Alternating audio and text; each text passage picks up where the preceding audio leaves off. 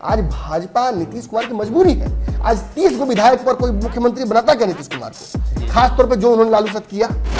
एक बिहार जैसा बड़ा राज्य का मुख्यमंत्री नीतीश कुमार, जिसको 16-17 साल से बकरी जिसने भाजपा को बिहार में बना रखा है, वो अगर नरेंद्र मोदी के सामने खड़ा होकर बोलता कि मुझे चाहिए स्पेशल स्टेटस, नहीं तो आज का गठबंधन तोड़िए, क्या कहते हैं? भाजपा ने उन्हें मुख्यमंत्री बना रखा है और इसी बहाने से कम वो उस कुर्सी पर विद्यमान है जिस कुर्सी पर बैठना उनका एकमात्र मूल मंत्र है उनके जीवन का, राजनीतिक जीवन का ही नहीं, उनके जीवन का भी एकमात्र मूल मंत्र है कि वो उस कुर्सी को नहीं छोड़ेंगे सीएम। धर्मेंद्र प्रधान वो व्यक्ति हैं जो जानते हैं कि 2017 में नीतीश कुमार को इस पाले में लाने के लिए एनडीए में कितने वादे, कितनी कुर्बानियां भाजपा को करनी पड़ी थी और उन वादों पर अब भाजपा खरी नहीं उतरना चाहती है। क्यों उतरे खरी?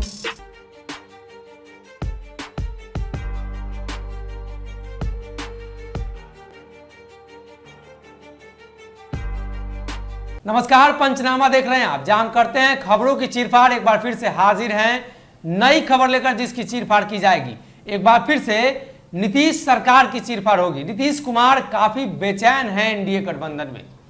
ये बात वो खुद बोल नहीं रहे हैं, लेकिन उनके मंत्री, उनके नेता काफी कुछ बयान दे रहे हैं। उपेंद्र कुशवाहा के बयान से आपको हर बार लगता होगा कि उपेंद्र कुशवाहा गठबंधन तोड़वा ही देंगे। फिर से एक बार उन्होंने रक्षा मंत्री पर हमला बोल दिया है और कहा है कि आप जो प्रावधान ला रहे हैं वो गलत है। हालांकि शायद उपेंद्र कुशवाहा को यह पता नहीं कि आजादी के पहले से प्रावधान है और रक्षा मंत्री ने भी यही जवाब दिया। तो उन्होंने कहा कि पहले से प्रावधान है तो क्या हुआ, हटाया भी जा सकता है। डॉक्टर साहब से जानकारी लेंगे। इतिहास को बदलने की बात मोदी जी करते हैं तो जदयू और तमाम नेता गुस्सा हो जाते हैं। अब फिर से उपेंद्र कुशवाहा कह रहे हैं कि जो इतिहास से चला रहा है उसको बदल दीजिए, खुद बदलवा रहे हैं। देखिए, अगर आपको जिम्मेवारी ये दी जाए कि किसी भी चीज़ में कमी निकालिए तो वो चीज़ बनने के बाद आप कमी निकालिएगा या पहले की भी कमियां निकालिएगा? काम अगर कमी निकालना है तो पहले बात सब निकालेंगे। अच्छा भी बनेगा तो कुछ ना कुछ निकालिए, कुछ ना कुछ निकाल ही दीजिएगा। तो आप समझ रहे हो उपेंद्र कुशवाहा को क्या काम मिला है। बात ये नहीं, उपेंद्र कुशवाहा ने प्रयास अपने लेवल से पूरा किया हुआ है। बंगाल चुनाव हो या उत्तर प्रदेश चुनाव हो, इस दौरान हमने देखा कि उपेंद्र कुशवाहा एक अलग रोल में नजर आते। देखिए, हर टीम में अलग अलग तरीके के लोग होते हैं। जैसे अगर पबजी कुछ लोग खेलते हैं तो उनको पता होगा कि कोई गोली चलाने वाला होता है, कोई सबको बचाने वाला होता है, कोई स्नाइपिंग करता है, कोई स्पेशली लड़ाई लेकर आता है और कोई लड़ाई से बचाने की कोशिश करता है। तो ये सारी चीज़ें हैं। लेकिन यहाँ जो जदयू ने फिलहाल टीम बना रखी है, चूँकि इनका सबसे जो मेन खिलाड़ी है आरसीपी सिंह, वो अब इनके साथ नहीं है, वो अब दुश्मन के साथ हो गया है। तो इनके लिए डिफिकल्ट तो होगा ना। और आरसीपी सिंह के रिप्लेसमेंट के तौर पर अगर आप सोचते हैं कि रातों रात उपेंद्र कुशवाहा को बुला लिया जाएगा, उपेंद्र कुशवाहा आपके हो जाएंगे एक के दिन में, तो ये भी बात नहीं है। ना तो उपेंद्र कुशवाहा नीतीश के परमानेंट हो सकते हैं, ये हमने देखा इतिहास, और ना ही उपेंद्र कुशवाहा आरसीपी की तरह असरदार हो सकते हैं। अच्छा, एक और सवाल होता है। मान लीजिए आपकी बात कोई बार बार नहीं मान रहा है तो आप आगे क्या कीजिएगा? आप नहीं बोलिएगा, गठबंधन तोड़ लेंगे। तो उपेंद्र कुशवाहा की बात कोई मानता नहीं है, बोल का रहे हैं बार बार? क्योंकि इनका काम ही वही, आप समझ नहीं रहे हैं। इनका काम और कुछ नहीं है। इनका गठबंधन तोड़ना या कोई फैसला लेना बड़ा इनका काम नहीं है। इनका काम है हर चीज में विघ्न पैदा करना। देखिए, जब भगवान ने सारा संसार बनाया तब भगवान ने देवों को बनाया, देवलोक बनाया, सब कुछ अच्छा बना, सृष्टि बनाई। असुर का है बनाया कि रंग में भंग डालने के लिए, शांति नहीं होना चाहिए, शांति नहीं होना चाहिए, बैलेंस बनाने के लिए, ताकि अगर ऋषि मुनि बैठ के यज्ञ कर रहे हो तो उसमें असुर क्या करता था, हड्डी लाके डाल देगा। यही उपेंद्र कुशवाहा कर रहे हैं। मैं उनको असुर नहीं कह रहा हूँ, लेकिन कर रहे हैं तो क्या कहा जा सकता है, क्या कहा जाएगा? तो यही उपमा मुंबन में आ ही रहा है। अच्छा खासा उपेंद्र कुशवाहा जब भी गठबंधन जो है एनडीए का स्थायी हो जाता है, स्थिर हो जाता है, कोई लफड़ा पिछला खत्म हो जाता है, तो ये नया एक हड्डी डाल देते हैं यज्ञ में, ताकि फिर बवाल हो, फिर कल की अवतार होता है, फिर कोई आएगा लहसुनिया प्याज मुसलमान, कोई कुछ कहेगा। देखिए, यहाँ एक और बात जान लीजिए, यहाँ जितना फजीहत करेंगे भाजपा का या भाजपा के स्कीम्स का उपेंद्र कुशवाहा, उतना ही इनका पिंचाई होगा। नीतीश का कोई पिंचाई नहीं होगा। नीतीश कुमार पर हमला करने का भाजपा के किसी नेता का हिम्मत है इतना ही है। और अगर जो बोल भी सकता है उसको नकेल डाल के चुप कराया गया संजय जायसवाल जैसे आदमी को। संजय जायसवाल कितना मुखर थे, आज बोली निकल रहा है जी। अग्निवीर वाले मामले पर छाती पर मूंग दल रहे हैं उपेंद्र कुशवाहा। इतना पर तो सीज फायर उल्लंघन करके छाती पर चढ़ के गोली दाग देते हैं राजनीतिक, जो अब तक हमने देखा है। छोटी छोटी बातें ये बोलते हैं उपेंद्र कुशवाहा और संजय जायसवाल को दिल पे लेकर लगता है कि चढ़ाई कर देंगे जी। तो इन बातों को देखते हुए एक बात तो समझ में आई है कि ये जो पहले महागठबंधन में समस्या थी, कोऑर्डिनेशन कमेटी नहीं है बनी। अंततः क्या हुआ, सारे दल बाहर हुए, एक एक करके तीनों दल बाहर हुए, मुकेश सहनी, मांझी, कुशवाहा, और वो कोऑर्डिनेशन कमेटी बड़ा कारण बन गई विवाद का। आपको इससे पहले पता होगा कोऑर्डिनेशन कमेटी थी जी। आप एक बात जान लीजिए, यह बहुत महत्वपूर्ण है इस बात को समझना, इसलिए कि नीतीश कुमार बेचैन क्यों है, नीतीश कुमार बार बार धर्मेंद्र प्रधान से मुलाकात क्यों कर रहे हैं, जबकि बिहार में भूपेंद्र यादव हैं प्रभारी, जेपी नड्डा बिहार आ रहे हैं, उनसे ही बात कर सकते हैं, आप नरेंद्र मोदी से बात करते हैं, आप अमित शाह से बात कर सकते हैं, आप समय लेकर दिल्ली में किसी भी भाजपा के बड़े नेता से बात कर सकते हैं। लेकिन इनको दिक्कत क्या है कि अरुण जेटली ने जो नीतीश कुमार को तथास्तु दिया था, जो वरदान दिया था, उस वरदान को फुलफिल वर्तमान भाजपा नहीं कर पा रही है।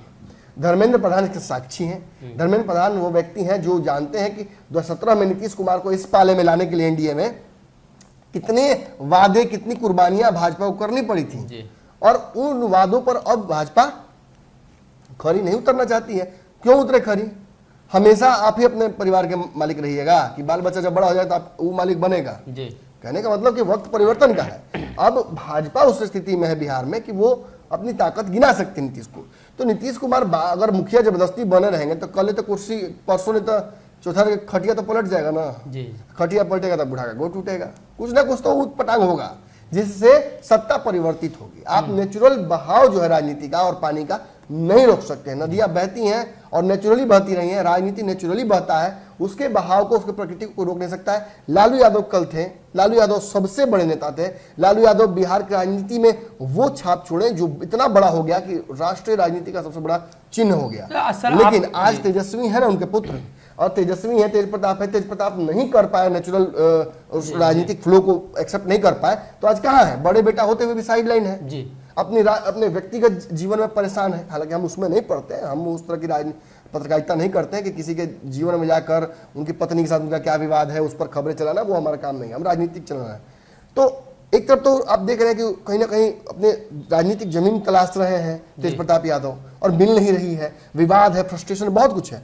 और दूसरी तरफ देखते हैं तेजस्वी यादव भी काफी काबिलियत रखते हैं, लेकिन जब महत्वपूर्ण मंचों पर जाते हैं तो उनको जो कुशन मिलता है आसपास कि मनोज झा इधर हैं, इधर एगो सलाहकार हैं हरियाणा वाले, इधर बिस्कोमान वाले नेताजी हैं, इधर तो वो कुशन उनको हर जगह नहीं ना मिलेगा।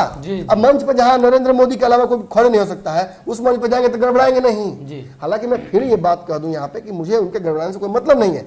वो एक प्रखर वक्ता हो ना हो, एक कुशल राजनीतिज्ञ होंगे तो बिहार के लिए काम आएंगे। क्योंकि देखिए, मानिए ना मानिए, बिहार में जो वोट परसेंटेज है, यादव का एक बड़ा वर्चस्व है वोटिंग का, वो ये साबित करता है कि तेजस्वी यादव तो कल मुख्यमंत्री बनेंगे ही बनेंगे। तो जब जाति पर ही वोट होना है तो हम ये अगर एक्सपेक्ट करते हैं कि नेता अगर बहुत हमारा समझदार हो तो ये गलत कहाँ है? जी, एक और सवाल उठता है कि नीतीश भाजपा का गठबंधन, उसको आप नेचुरल कहेंगे, और उस नेचुरल गठबंधन को उपेंद्र कुशवाहा रोकने की कोशिश कर रहे हैं? नहीं, देखिए, मुझे नहीं लगता कि नीतीश और भाजपा का जो गठबंधन है वो नेचुरल है।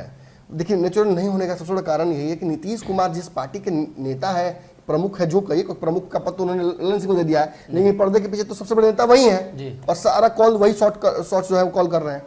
लेकिन यहाँ बात ये समझिए कि इस पार्टी के नींव में ही, विचारधारा में ही, इसके संविधान में ही सेकुलरिज्म बसा हुआ है। पहले पन्ने पर 4 बार सेकुलरिज्म लिखा हुआ है। प्रशांत किशोर दुहाई दे रहे थे जब भाजपा के साथ ये जा रहे थे तो और एक पार्टी भाजपा है जो कि पोलराइजेशन धर्म के नाम पर करके राम राम करते हुए यहाँ तक पहुंची है।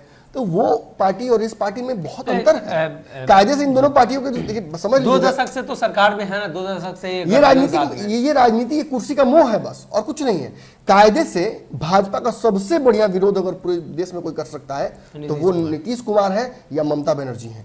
इन दोनों पार्टियों के पास विचारधारा की पूंजी है, जो पूंजी ये ढो सकते थे। लेकिन जहां ममता बनर्जी ने कॉम्प्रोमाइज नहीं किया हाल फिलहाल में, पहले तो कर लिया था, हाल फिलहाल में वही नीतीश कुमार बार बार भाजपा के साथ कॉम्प्रोमाइज करते नजर आते हैं। इसके पीछे कारण है। देखिए, हर बूढ़ा शेर कंगन फेंक कर ही अपना जाल फंसाता है किसी को। जब शेर युवा होता है तो सामने से चला जाएगा ना, अगर कोई बड़ा शिकार कमजोर छोड़ देगा, क्योंकि उसको पता है कि उससे मजबूत शिकार को वो पकड़ सकता है। लेकिन कंगन वाला शेर नहीं पकड़ सकता है, वो जानता है कि जो पकड़ा जाए उसी को पकड़ लेते हैं। आज भाजपा नीतीश कुमार की मजबूरी है। आज 30 को विधायक पर कोई मुख्यमंत्री बनाता क्या नीतीश कुमार को? खासतौर पर जो उन्होंने लालू साथ किया, लालू यादव को धोखा दिया उन्होंने प्लेन साइड में। लालू यादव ने ज्यादा मुख्यमंत्री होते हुए, ज्यादा विधायक होते हुए उन्हें मुख्यमंत्री बना दिया। क्या बदले में दिया उन्होंने? गिफ्ट, रिटर्न गिफ्ट, लीजिए सत्ता से बाहर जाइए बेटा सहित। और आज तक राजद उस सदमे से उबर नहीं पाई है। लालू यादव को अगर हाथ पकड़कर नीतीश कुमार ने संजीवनी दी तो पहाड़ के ऊपर लेकर वहीं हाथ पकड़ के खींच के ढकेल के फेंक दिया कटप्पा की तरह। और सोचिए इतना बड़ा जो सजा नीतीश कुमार ने दे दिया लालू यादव को, तो नीतीश का भी तो राजनीतिक अंतराना आना है। लेकिन आज विधायकों की कमी के बावजूद नीतीश कुमार अगर हार नहीं मान रहे हैं तो उसका सबसे बड़ा जानते कारण क्या है? सत्ता मद लेके आती है, घमंड लेके आती है। जितने दिन तक ताकत में रहिएगा ना, आप अभी कहिए कि नहीं हम बहुत अच्छे शासक होंगे, लेकिन जब आपके सिर पर ताज रख दिया जाएगा तो जो बोझ आएंगे उन बोझ और उन रिस्पॉन्सिबिलिटीज उसके साथ एक पावर भी आती है। उस पावर को कोई कैसे हैंडल करता है वही डिसाइड करता है कि वो राजा कैसा था। कई मुगल राजाओं के बारे में हमने सुना कि तानाशाह थे, लेकिन अकबर के बारे में हमने क्या सुना? काफी लिबरल थे, लोगों से जाकर मिलते थे, आम जनता से प्यार करते थे। तो ताकत उतनी ही सबके पास रही, लेकिन किसने किस तरह से उपयोग किया इस पर सब कुछ डिपेंड करता है। अंग्रेजों ने हमारे देश में 200 साल शासन किया, काफी काट मार मचाया, लोगों को प्रताड़ित किया, द्वैम दर्जे की नागरिकता अपने ही देश में हम झेलते रहे। तो ये समस्याएं शासन चलाने वाले की थी। आज इंग्लैंड, आज लंदन पूरा, आज पूरे अंग्रेज जो बिरादरी है वो हमारे सामने जब खड़े होते तो उनका सर झुक जाता है, क्योंकि उन्हें बार बार हमें वो दिखता है कि क्या उन्होंने किया है गलत। और यही कहीं कि राजनीति में भी हो रहा है। नीतीश कुमार वर्तमान राजनीतिक परिस्थितियों में भाजपा से अलग होने का मन बना चुके हैं। ये मन उनका बन चुका है जिस दिन सरकार बनी थी उसी दिन। लेकिन चूंकि भाजपा ने उन्हें मुख्यमंत्री बना रखा है और इसी बहाने से कम वो उस कुर्सी पर विद्यमान है जिस कुर्सी पर बैठना उनका एकमात्र मूल मंत्र है उनके जीवन का, राजनीतिक जीवन का ही नहीं, उनके जीवन का भी एकमात्र मूल मंत्र है कि वो उस कुर्सी को नहीं छोड़ेंगे सीएम की। और इसकी वजह से वो आज भाजपा द्वारा किसी भी दिए गए बयान को झेल जाते हैं। लेकिन इसका मतलब ये नहीं कि भाजपा को दवाई नहीं देंगे। जब जब मौका मिला है, अब देखिए भाजपा के खिलाफ सबसे ज्यादा अगर किसी ने बयान दिया, अब मुझे बड़ा हास्यास्पद लगा कि विजेंद्र यादव को उन्हें सामने किया। विजेंद्र यादव सामने आते तो कहते कोऑर्डिनेशन कमेटी नहीं है, पहले जो विवाद नहीं होता था हमारे बीच में, अब तो लग रहा है जैसे कि सबसे बड़ा विरोधी दल मतलब हमारे भाजपा ही हो गए हैं। आप भाजपा के विरोधी दल नहीं बन गए हैं। भाजपा कोई भी स्कीम लेके आती है, जनसंख्या के मारे उबल रहा है पूरा देश, जनसंख्या विस्फोट के चलते परेशानी देश में हो रही है, प्रति व्यक्ति आय घट रही है, लोगों के जो जीवनचर्या उसमें समस्याएं आ रही हैं, और फिर भी आप नहीं मान रहे हैं। आप कह रहे नहीं बिहार में हम लागू नहीं होने देंगे। क्या मंशा है आपकी? सीए एनआरसी पर आप ओपन डिबेट कर सकते हैं आकर कि भाजपा के इन कारणों से हम छोड़ रहे हैं गठबंधन, लेकिन आप नहीं छोड़ते हैं और आप जबरदस्ती का बहाना बनाते हैं। आप जानते हैं कि बिहार को विशेष राज्य का दर्जा जब तक भाजपा नियम कानून में बदलाव नहीं लाएगी तब तक नहीं हो सकता है। तो आप नियम कानून में बदलाव लाने के दबाव नहीं डालते हैं, आप बार बार मांग करते हैं कि हमको स्पेशल स्टेटस मिले। नीतीश कुमार नरेंद्र मोदी के स्वागत के लिए इतना खर्च कर सकते हैं, उनको खुश रखने के लिए सारी चीजें कर सकते हैं, लेकिन जब वो मंच पर मौका मिलता है बोलने का तो वहां नहीं बोल सकते हैं कि नरेंद्र मोदी जी बहुत जरूरी है। और अगर यही मंच से जब मुकेश सहनी जैसा छोटा नेता ये बात कह सकता है कि मेरे पीठ में छुरा घोपा गया है, मंच से मैं छोड़ रहा हूं गठबंधन, तो आप भी तो कह सकते थे कि पिछली बार मांगा था सेंट्रल यूनिवर्सिटी का दर्जा, नहीं दिया आपने जी, विशेष राज्य के दर्जे को लेकर। अब क्या चाहते हैं, गिराए आपके सामने क्या? एक बिहार जैसा बड़ा राज्य का मुख्यमंत्री नीतीश कुमार, जिसको 16-17 साल से बकरी जिसने भाजपा को बिहार में बना रखा है, वो अगर नरेंद्र मोदी के सामने खड़ा होकर बोलता कि मुझे चाहिए स्पेशल स्टेटस, नहीं तो आज का गठबंधन तोड़िए, क्या कहते हैं? तो क्या नहीं लगता आपको कि मजबूर होते हैं उसमें प्रधानमंत्री? बाद में इसकी हवाला दिया था कि ये मंच सही नहीं था, ये होता, लेकिन बिहार का फायदा होता, लेकिन कुर्सी रोक देती है। लेकिन यहाँ एक और बात मैं साथ साथ कहना चलूँगा, ये जरूरी भी है कि कहीं ना कहीं जब नीतीश कुमार की तरफ से मोर्चा संभालते हैं विजेंद्र यादव, तो जो इंटरेस्टिंग बयान आया है वो आया है भाजपा की तरफ से। प्रमोद कुमार जो मंत्री हैं वो क्या कह रहे हैं कि सब कुछ पहले जैसा है, कोई दिक्कत नहीं है, समस्याएं है ही नहीं। अगर थोड़ा बहुत कुछ उठपटांग बातचीत हो रही है तो उसका मुख्य कारण हथियार उन्होंने तो डाल दिए। नीतीश जी नेता है हमारे, अब इससे ज्यादा क्या चाहिए?